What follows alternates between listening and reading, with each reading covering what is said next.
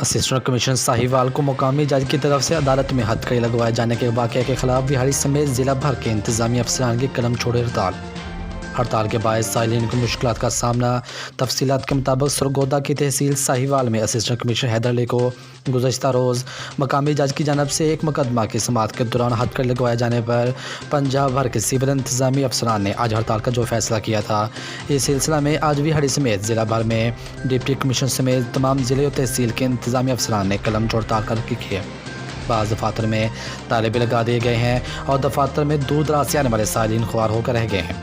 Revenue society کے general secretary Muhammad Sarwar کا کہنا ہے کہ کسی کو بھی ماورائے آئین اور قانون کام کرنے کی ہرگز اجازت نہیں دی جا سکتی۔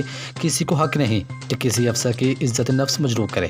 مزید خبروں اور تفصیلات کے لیے دیکھتے رہیے پاسبان لائیو نیوز HD۔ آپ ہمیں فیس بک اور YouTube پر بھی فالو کر سکتے ہیں۔